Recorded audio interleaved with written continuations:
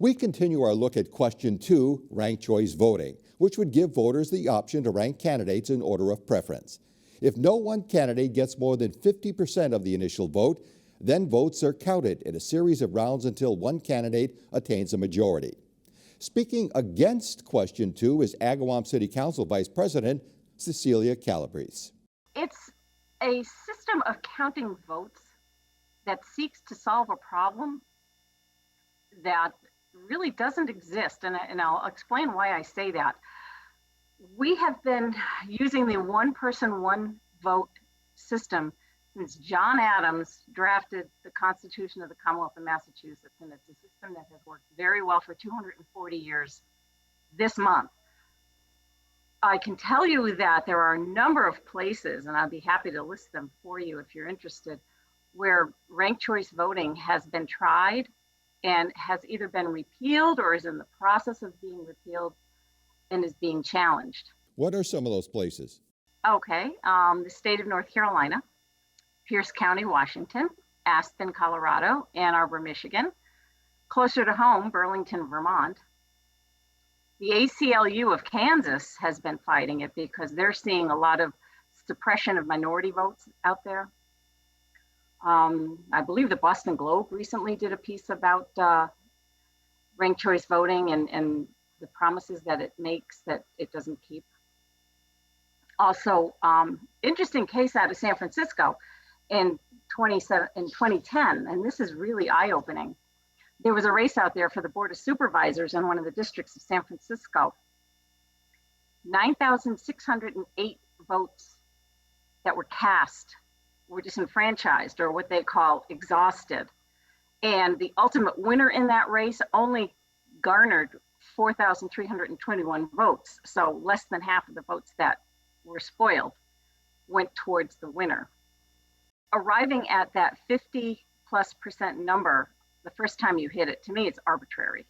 Like, why don't we just keep voting until perhaps if we have a ballot with maybe 4, 5, or 6 candidates on board, why stop once you hit 50+?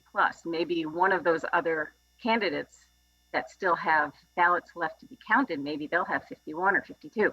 So it's an arbitrary, unreliable, confusing system of counting votes. Cece, I think you just stated a minute ago that the Boston Globe was opposed to ranked choice voting. I believe, if I'm not mistaken, the Globe has endorsed. They have. I was just going to say, please correct me if I'm wrong on that, because that was something that I thought I had read somewhere.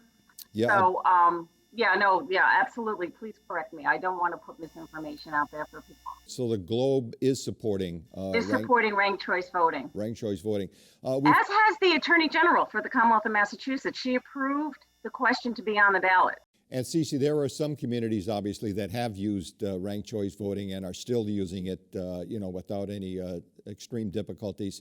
Oh, sure. Who Cambridge, Massachusetts, I believe, elects their city council that way. Cambridge, Massachusetts is using it.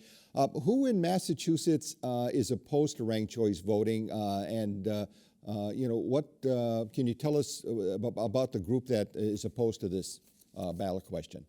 There are a number of groups. The Massachusetts Retirees, the Mass Fiscal Alliance. I think most of the people in your listening audience is familiar with gentleman Anthony Amore. He's one of the people that's really sort of leading the No on 2 charge. Those are the organizations that kind of come top of mind. I know that Mass GOP is against it, although it's really not a partisan issue. It's a matter of preserving the representative republic that we have codified in our state constitution. What about those who say it favors majority support, that a candidate with the eventual majority wins, not a candidate who just gets the larger number of votes among candidates who are on the ballot? What about that issue of majority support, electing somebody with majority support? I kind of circle back to the arbitrariness of the way that they count it. I mean, is it truly the majority of support? Looking back at that San Francisco case, I mean, the person that ultimately ended up having 50+% of the vote, was it really a majority? Because more than half of the votes cast were tossed out. And so I think it's a fallacy that they're calling it a majority vote. I've asked you a number of questions on the subject. Is there anything that's on your mind that I haven't asked you about that you feel is relevant to the discussion and your position on question 2? There are studies that have been done out there. There's an organization called Fair Vote. There's Alaska Policy Reform, the ACLU of Kansas. They have all studied this. Do your homework, do your research. If you don't understand something, if it seems like it's too good to be true, which I believe ranked choice voting is, I just don't buy into it.